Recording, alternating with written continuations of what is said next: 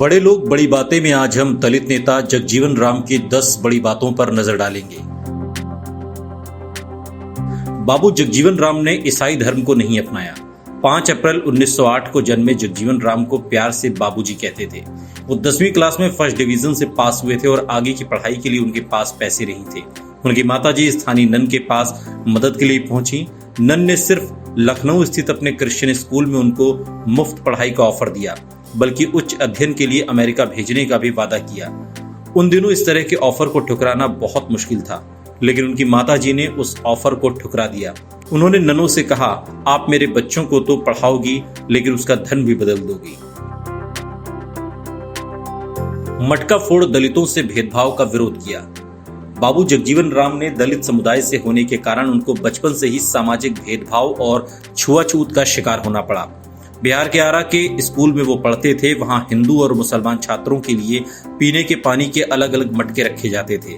जब दलित समुदाय के छात्रों ने हिंदू छात्रों के लिए रखे गए मटके से पानी पिया तो कथित ऊंची जाति के छात्रों ने उनका विरोध किया। स्कूल के प्रिंसिपल ने दलितों के लिए एक और मटका रखवा दिया। छात्र जगजीवन राम ने दलितों के लिए रखे गए मटके को फोड़कर अपना विरोध जताया। बाबू जगजीवन राम मालवीय से प्रभावित हुए थे। बनारस हिंदू यूनिवर्सिटी के संस्थापक जगजीवन राम से मिले थे। संस्कृत पर जगजीवन राम की जबरदस्त पकड़ होने से मालवीय काफी प्रभावित हुए। बाबू जगजीवन राम को यूनिवर्सिटी में पढ़ने के लिए आमंत्रित किया गया।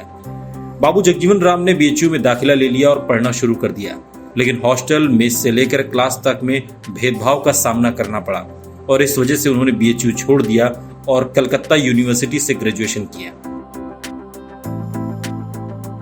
बाबू जगजीवन राम को बीएचयू में भी भेदभाव का शिकार होना पड़ा। फर्स्ट डिवीजन में मैट्रिक पास करने के बाद जगजीवन राम ने बनारस हिंदू विश्वविद्यालय में दाखिला लिया। यहाँ भी जगजीवन राम को सामाजिक भेदभाव और छुआछूत का शिकार होना पड़ा। यहाँ तक कि नाई ने उनके बाल काटने से मना कर दिया। बाबू जगजीवन राम ने विश्वविद्यालय में होने वाले इस भेदभाव के खिलाफ पीड़ितों को एकजुट कर विरोध प्रकट किया। दलितों को मंदिर में प्रवेश की लड़ी लड़ाई। बाबू जगजीवन राम दलित समुदाय के नेता थे और उन दिनों धार्मिक स्थलों में दलितों के जाने पर रोक थी। वो जननेता होने की वजह से उनको तो जगन्नाथपुरी मंदिर में जाने की अनुमति मिल गई, लेकिन उनकी पत्नी समेत बाकी लोगों को अनुमति नहीं मिली। इसलिए जगजीवन राम ने भी मंदिर में प्रवेश करने से इनकार कर दिया। उन्होंने कहा कि भगवान के दर्शन की मेरी तमन्ना अधूरी रह गई। अगर वो अपने भक्तों से भेदभाव करते हैं तो वो दुनिया के भगवान कैसे हो सकते हैं।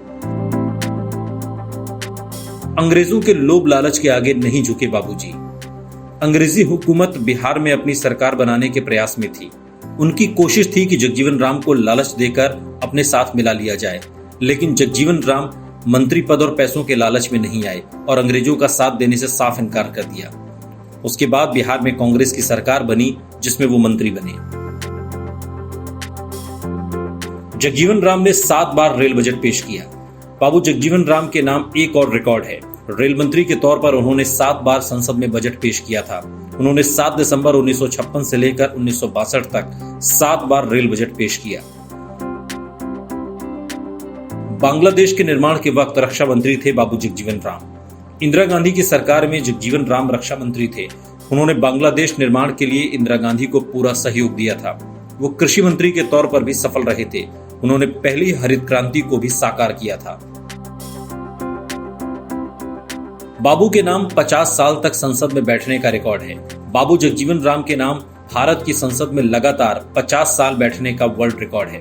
1971 की भारत पाकिस्तान की जंग में वो बतौर रक्षा मंत्री काम कर रहे थे। उन्होंने स्वतंत्रता आंदोलन से लेकर आजादी के बाद सरकार में बड़ी भूमिकाएं निभाई। इमरजेंसी लगने के बाद बाबू पीएम बनने से रह गए। 1977 में जब इंदिरा गांधी के खिलाफ इलाहाबाद हाईकोर्ट के फैसले से संवैधानिक संकट पैदा हुआ था, तब सबसे पहले इंदिरा गांधी जगजीवन राम से मिलने उनके निवास पर गई थी। इंदिरा ने उनसे वादा किया था कि यदि उन्हें प्रधानमंत्री पद से हटना पड़ा तो वो ही अगले प्रधानमंत्री होंगे, लेकिन इंदिरा गांधी ने 26 जून 1975 को देश में इमरजेंसी लगा दी और बाबू जगजीवन राम पीएम बनने से चूक गए।